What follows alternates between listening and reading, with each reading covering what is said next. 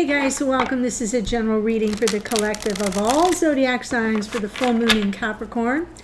The full moon has just peaked. I had like a bunch of stuff that I had to take care of today. So here we are in the energy of the full moon as I record this. I'm going to pull from Queen of the Moon Oracle to activate the reading. Let's see what the message is. Pleasure. Interesting. Card 18. Interesting that we get the card pleasure. Let's see what the message is here. It's a good message though. It says, are you taking life too intensively or too seriously?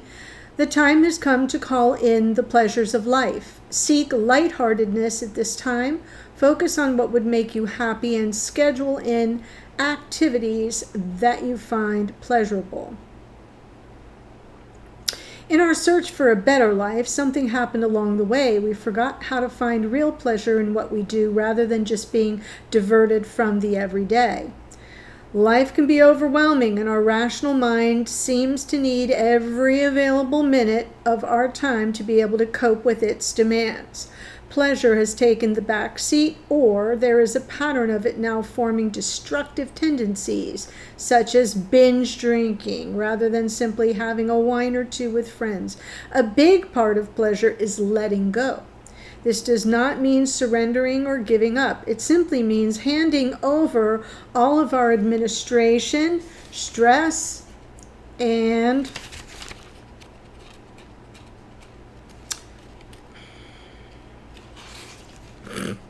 worries for a time and immersing ourselves in something joyful. When we don't allow ourselves to experience pleasure, whether in the form of laughter, play, sensuality, or the development of skills, we remain less than whole and a feel of wanting. No fun actually makes us dull indeed. Over time, we are much less effective in our emotional and work lives if we do not experience regular doses of pleasure. So that's an important sentence relative to this lunation that I'm going to read about. Over time, we are much less effective in our emotional and work lives. Cancer, the sun is in Cancer, rules our emotional, our home life, our inner landscape. Work lives, Capricorn. The full moon is in the sign of Capricorn, which is our outer world and our work world. Okay? So that's where this is pulling, right? And if there's a full moon, they're in opposition to each other. Our ancient ancestors knew the importance of pleasure in the forming of a healthy mind, body, and spirit. There were gods and goddesses dedicated to happiness and the pleasures of life, such as the Egyptian goddess Hathor. The temples of Hathor were joyful places full of songs and beauty. There were even small temples placed in her honor outside of other major deities' temples so that people could be in a happy and contented mental mood before entering to worship. The Egyptians clearly believed that having a positive or relaxed state of mind assisted in having a positive spiritual connection. So this is a great message, especially for what we're trying to tackle in this lunation, especially for those of you that do any kind of full moon ritual. But remember, the full moon is about release, right? We've got a culmination for some of us. We are, coming into some completion of something, or we're releasing things that are in the way of something we're trying to manifest. So we're sort of at that point where we're reevaluating what we're working on, and this is a good reminder that we've got to build some pleasure in along the way. All work and no play makes Jack a dull boy. Remember? So I do have here a lot to cover for the lunation, but what I think I want to do is just take you through it in a real straightforward way and then get to the reading. This is time-stamped, so you can just jump ahead to the tarot if you're not interested in what I have to say about the full moon. It is at 18 degrees of Capricorn and is exact at 4:36 p.m. That's Eastern time. I'm just a little bit past that now. The Cancer sun, which is, we're in Cancer season, illuminates our deepest needs, our sense of home, family that we come from or that we create. Cancer teaches us how to rest, how to restore and prepare before we climb the mountain of our desires. And in a world where productivity is key, right? Capricorn, right? Cancer is opposite Capricorn on the zodiac wheel. Cancer is the reason that productivity is even possible. So in Capricorn, we're compelled, like the goat, which is its symbol, to ascend to the highest vantage point. That's what that goat's doing, is ascending a mountain to the highest vantage point. It's quite spiritual if you think about it, right? To kind of look over, survey everything, and to see what we're really capable of. And we do that in a disciplined step process. That ascension isn't like, we're not in Bewitched. It doesn't happen by a twitch of the nose. It's really a very grueling process for a lot of us to climb the ladder, some of us say, whatever we're working on in our lives, no matter what our jobs are, no matter what we're working through, whether it's emotional, whether it's, professional, it's always a process that requires discipline. Okay? At the heart of this full moon is something that's a lot simpler than meets the eye. And we're being asked by the great teacher, which is Saturn. Saturn rules the sign of Capricorn, to steward the world through an outrageous reinvention. Perhaps the most difficult passage any of us have lived through. This lunation draws a line in the sand. And here's the line and where this kind of comes into play. Get in touch with what your body needs for rest and preparation. And that's where joy and pleasure kind of comes in, right? When you rest and when you're preparing for a difficult and challenging calling or task, there has to be some element of pleasure to it. There has to be something that gives you joy in the challenge, right? Pleasure. So keep what I just read here in mind. You've got to learn to move gracefully between action and stillness. How you come back to home and center is just as important as the ambition, right? You got to balance your humility, because when we're in that moment of action and ambition, we get humbled a lot, right? It isn't easy. And so this full moon, this sort of tension, this opposition between the sun and the moon, it's like, the sun is saying, how bad do you want it? To the moon. Got it? And come back home and make sure you're rested, that you're prepared, that there's joy in what you're climbing, what you're whatever it is you're trying to ascend to and to achieve. Make sure that you've got your cup filled up so that you're ready for what you're tackling. And this is true in our relationships, which is what I read for, but this full moon is a little bit bigger than that. Saturn rules the full moon as Capricorn's guiding planet. We're standing in unprecedented times. That word gets overused, but there's really no other. And so much more will be demanded of us to support a world in the throes of transformation. Saturn is the great teacher and carries the wisdom of responsibility and discipline and the karmic contracts that we come here to honor, or to tear asunder, the ones that aren't working, the ones that don't belong, the ones that have outlived their usefulness and purpose. There's that flip side of the same coin. So this lunation is as vital for us as individuals as it is for the collective, is my point. Saturn rules this lunation and is currently conjunct Neptune. Conjunct means they're kind of at the same point, so I say holding hands. And they're both in Aries, and together Neptune and Saturn dissolve consciousness. And this world is moving through a profound dissolution. So Saturn stationing retrograde under this full moon is significant. Neptune's already retrograde, and Saturn, the inward turn of Saturn, meaning that turning inward over the coming months, will amplify the demand to release old structures. So this is happening. Saturn's a social planet. It's happening in the world, and it's happening within.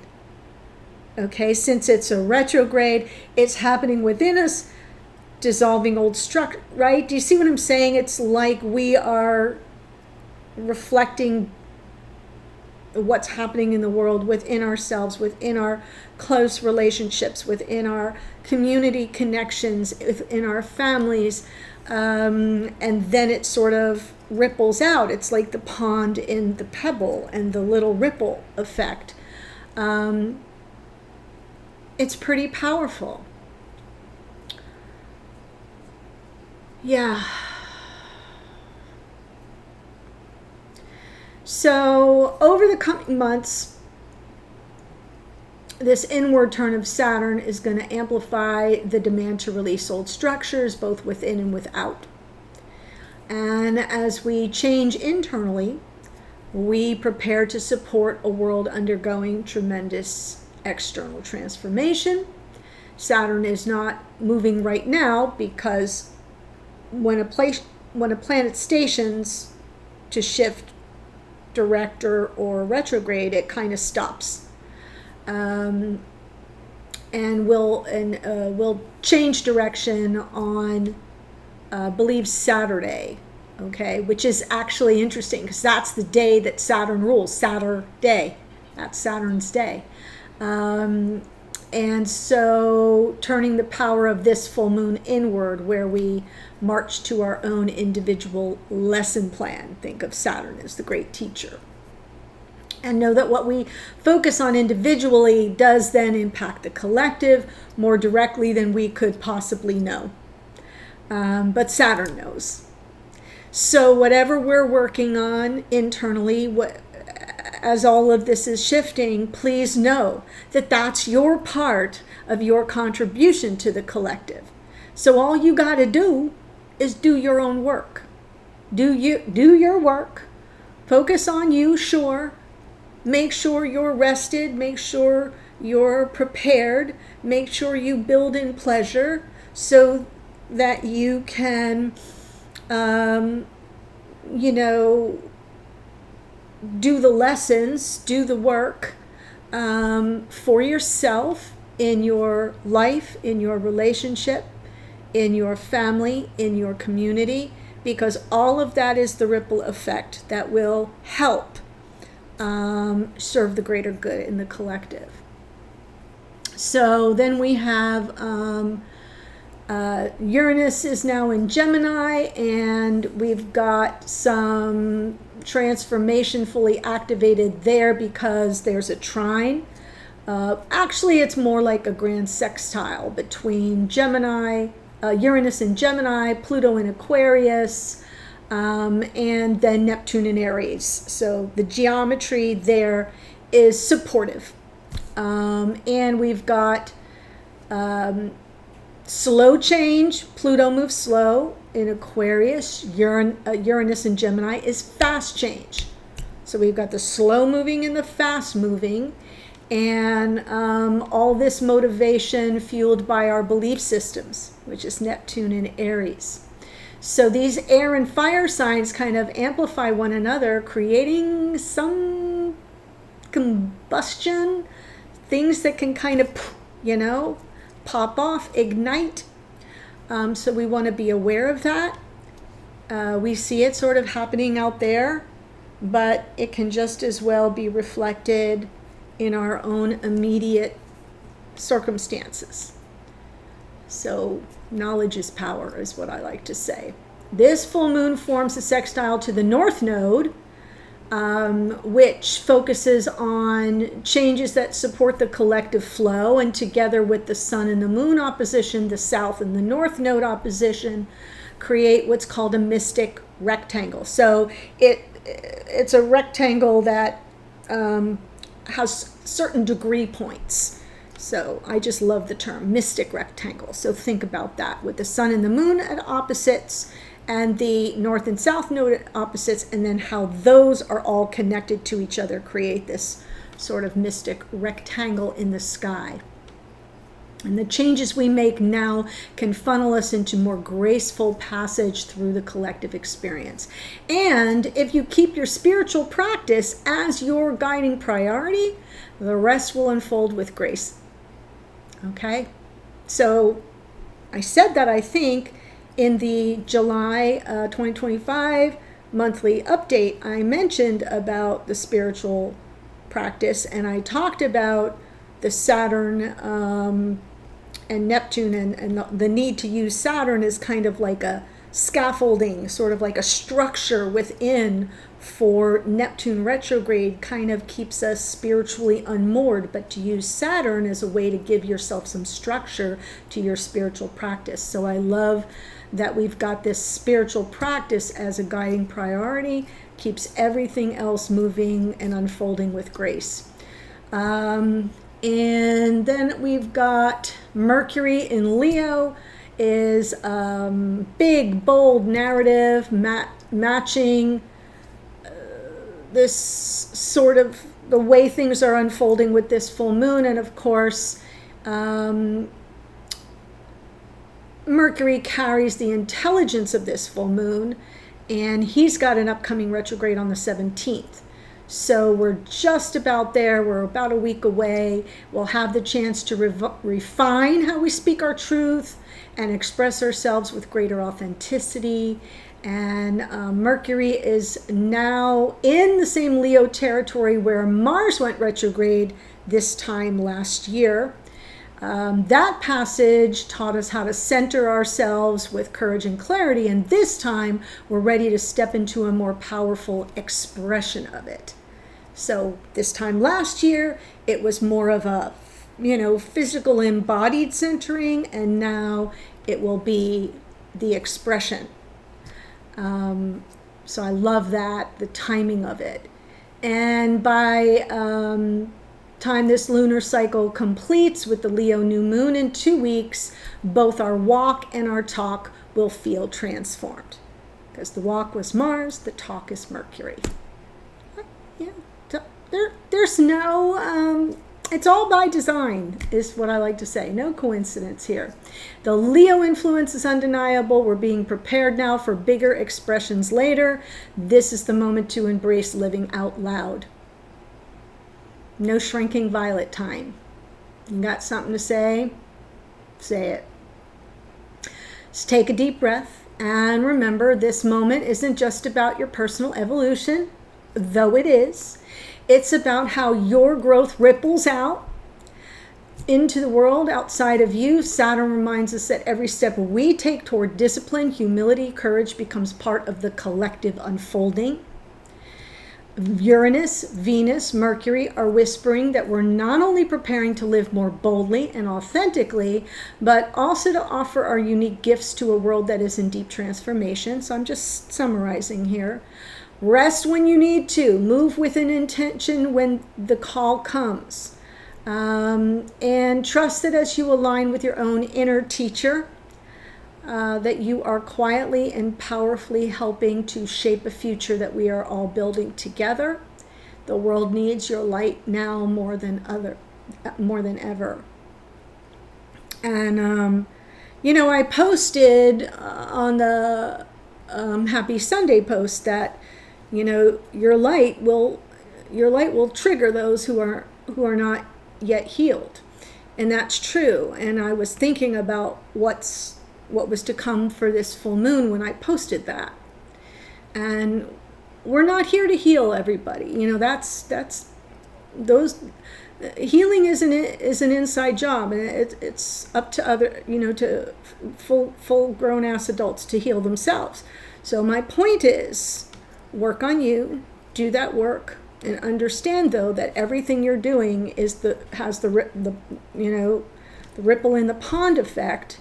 And you're going to need the rest, and you're going to need the preparation and the pleasure and the joy in this aspect of how you're contributing to the transformation of the world at large. And be clear about your voice. Be clear about who you are and what you believe and what you feel, and be prepared to use that voice, but also be prepared to meet with resistance. And know who you are. And I'm still learning to not take it personally. It's hard. So I hope that this little bitty, it's been going on a little while, little bitty, dive into this lunation in particular is helpful. It's a big one. It's important. And this month is important. July, if you missed the monthly, the July 2025 Love Tarot Monthly Energy Update, it was over an hour long.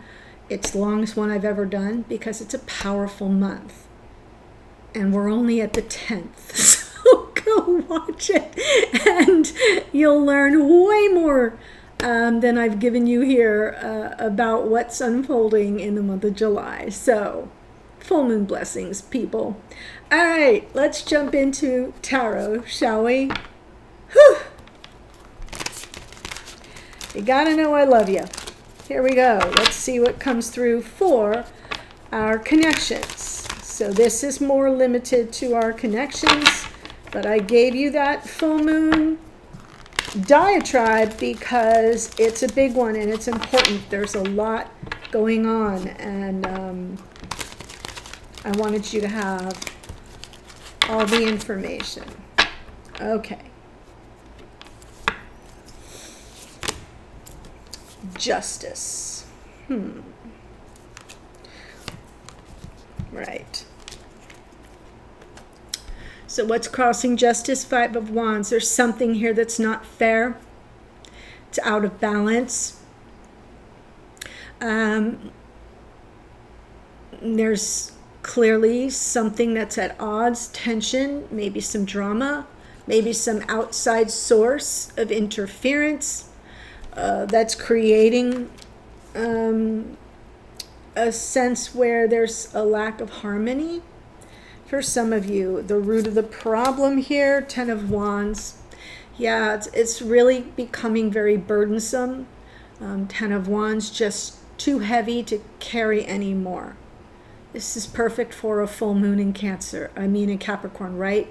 It's time to purge something. It's time, we need a big release so we can get the relief. Let's see, in the past, 3 of Swords. Some heartache here, some pain, hurt feelings at the very least. Top of mind, 2 of Swords. And the 2 of Swords is about that crossroads moment where we know we've got to, an important decision to make. And maybe we're flooded with all the information coming at us and we've got to get to the clarity so we can make that important decision, that we understand the meaning of it and the purpose of it, and we can kind of quiet all the noise and figure out how best to proceed in the near future. King of Pentacles. So this could be this person that you've got some difficulties with here. It's about how they show up for you, or the lack thereof. Message from Spirit, a star. Star can talk about healing. It can also talk about our hope and the hidden energy of your person. This King of Pentacles, I believe, is the person we're speaking of. Past life soulmate energy, the warmth, the comfort, that sense that you're sort of tied to each other in some sort of past life sense, and how things might unfold going forward. The Wheel of Fortune, which, yeah, Wheel of Fortune is talking about fate and destiny, karma. Let's see what we get. Justice and the Five of Wands. Strength card, Seven of Cups, the World. So it seems like there could be some confusion, mixed messages, and the potential for a new beginning to kind of close out this difficult, burdensome cycle, the negative karma. It's really a matter of whether or not the two of you can overcome the obstacle. Obviously, whatever that Five of Wands is about, it'll be different for all of you. It's a general reading. So the Five of Wands can often be competition. It can be something competing for attention. And because we have justice here, there's an imbalance. There's something that feels patently unfair. And it's going to require both of you to help each other overcome that obstacle and to clear up any confusion. It may require you to kind of also tap into your imagination. The Seven of Cups can be that. Like, what do you imagine it will take to overcome what's happening here? So keep that in mind. In the event you're not having mixed messages and you're not feeling super overwhelmed, sometimes the Seven of Cups can be calling for your imagination.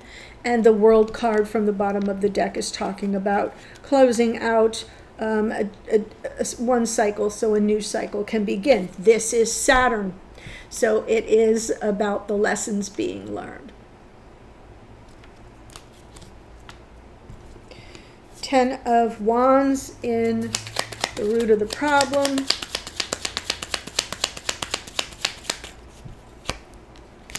Ace of Pentacles, Six of Wands, and the Four of Pentacles.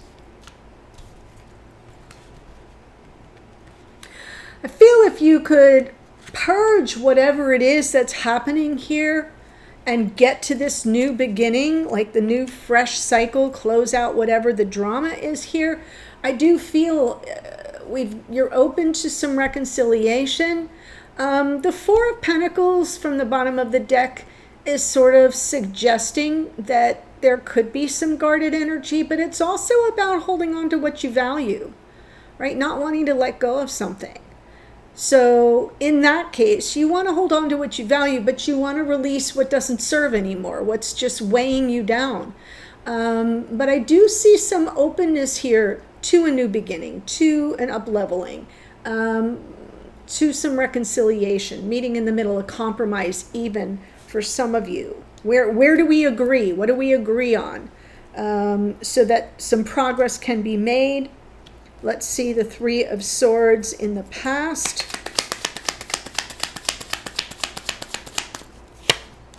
Five of Pentacles, yes, the Hermit.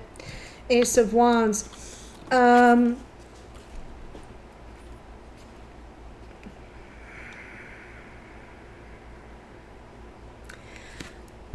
Looking like some serious distance, rejection, someone that went off the grid here, maybe some ghosting.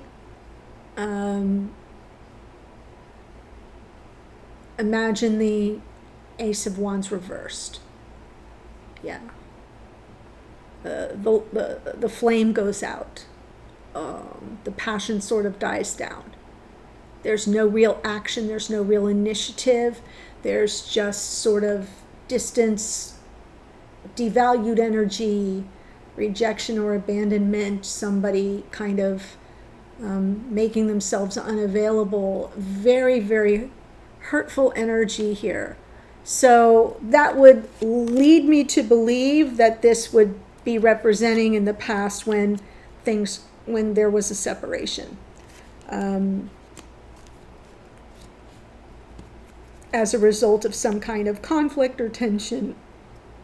And it's been building up. Two of Swords, now top of mind.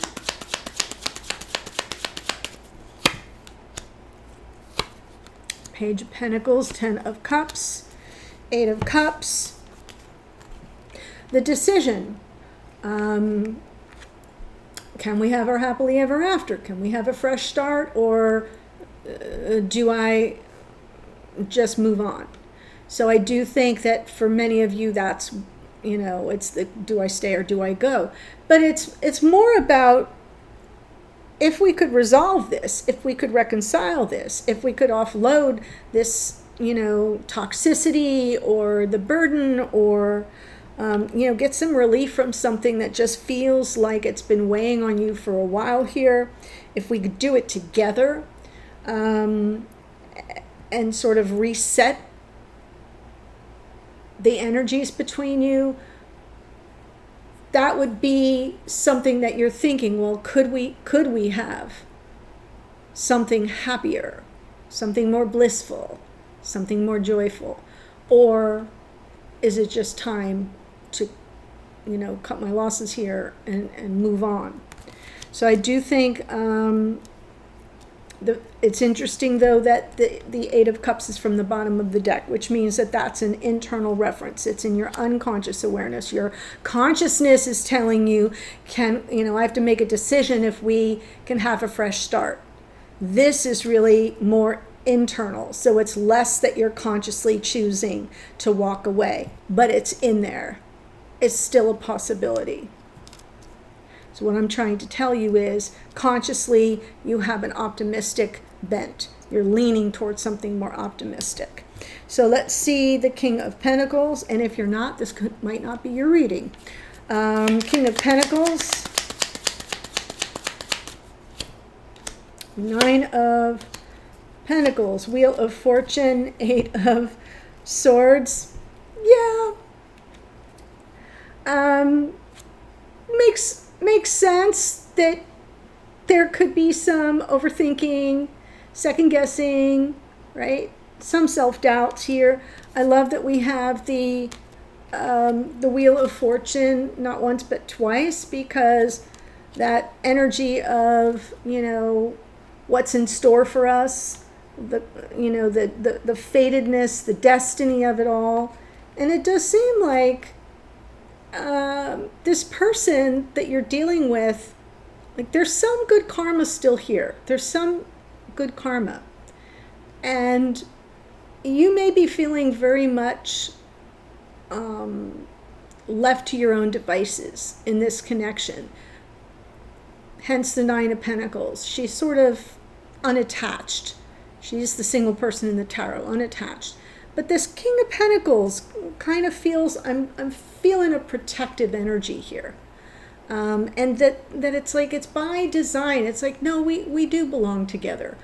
I am here. I do have your back. And although we have the 8 of Swords from the bottom of the deck, that feels like it's normal to kind of go, yeah, I'm second guessing.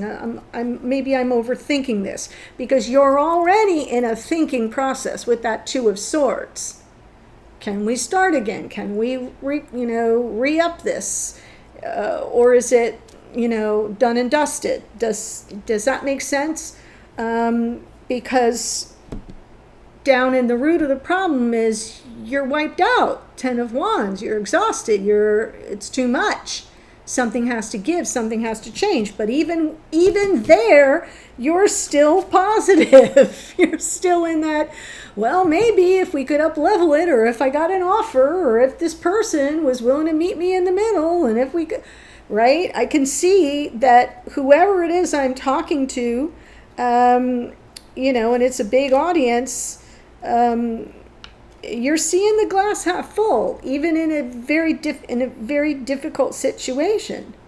there's still optimism here. So let's see what Spirit says with the Star.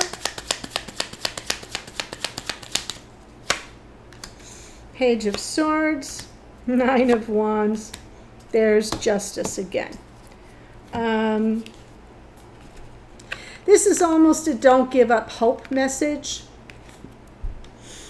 Stay on your toes. Keep your eyes open. Be looking for information. Don't give up, right? Don't give up hope. The Justice from the bottom of the deck is about something where you're feeling that there's this lack of fairness and things being very out of balance and lacking all the harmony. It's a reference to how we opened the reading. So I'm feeling as if that's a message saying, you know, keep your eyes open. Something might be coming your way with regard to this situation. So don't give up. Let's see this person's hidden energy. Six of Cups.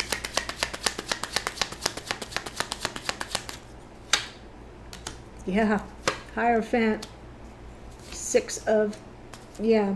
This person's, I'll call them the King of Pentacles. This person's hidden energy, very, very profound with regard to commitment and investment in the connection with you as someone they view as, right? Like it's my hand in glove. You're home to me. We've been at this game called lifetime after lifetime after lifetime. It's the energy I get from the Six of Cups is that of past life soulmate. Judgment card here. This is Pluto. We've got Pluto as the, Lord of the Underworld, sure, and the great transformer, but it's also about second chances and forgiveness and redemption. So we can have reconciliation. You're coming in with it with the Six of Wands. They're coming in with it more intensely, with something that's more profound. Meaning,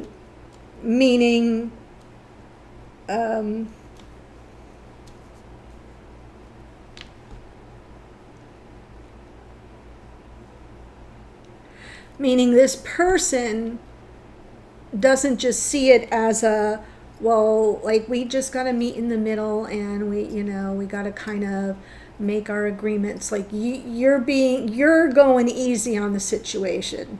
This person is taking it way more, there's more depth and gravitas to how this person sees a reconciliation here, and the need for them to be more committed and more invested, right, in the connection, and more giving and more generous with you. That's why it's so interesting to me that the Wheel of Fortune here in the near future is the King of Pentacles and the Nine of Pentacles. I'm seeing you as the Nine, them as the King, meaning that they show up, that they have your back, that they take care, that it's the fate and the destiny. It's what's supposed to be. It's, not happening right now, and that's where things are out of whack, where things are out of balance. That's why there's tension and drama and confusion, and that's why there's pain and heartache and distance. And it feels to me like this person behind the scenes is taking it very seriously. That's a good thing. Wheel of Fortune, and you may find that out soon enough. Wheel of Fortune, how things will unfold going forward.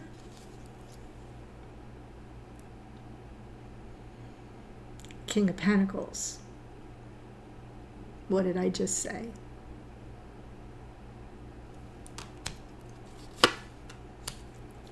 Two of Pentacles and the Star.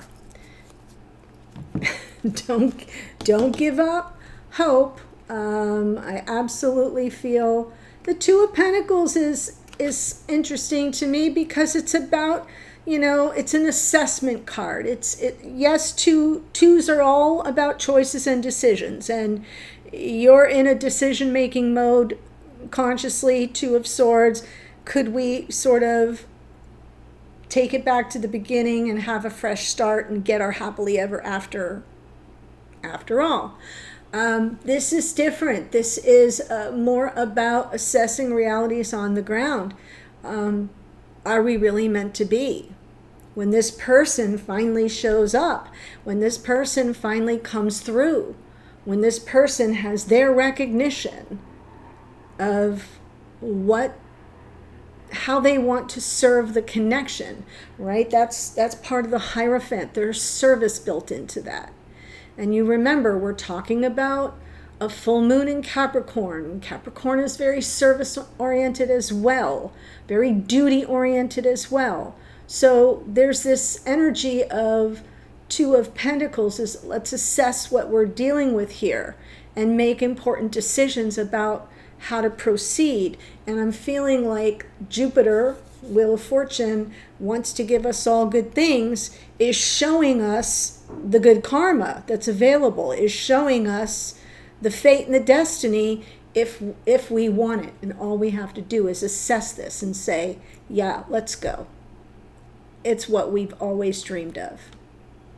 So, wishes being granted, dreams coming true, but decisions being made in real time. So that's what I see for all of us, for those of us that this resonates for this full moon in Capricorn. In the extended, I'm going to go individual signs all around the zodiac, Aries through Pisces. It's good for Sun, Moon, Rising, Venus. So, and it's also good for, if you're a cross watcher. So if all your signs are different, you get up to 8 potential messages, if that makes sense. If you are in any of the individual zodiac memberships or the all access pass, you already get the extended. Just go into moments.com and get into your account and scroll to the full moon, collection, and it'll be there. For the rest of you, there's a link below that you can click on and grab the extended, okay? So that's what I have for you. If you've enjoyed this and you learned a lot and you got a lot out of the reading and all of the full moon materials and you haven't yet done so, please do subscribe below. Thanks for coming to play with me, and I'm headed to the extended. I'll see you there in a second. Bye for now.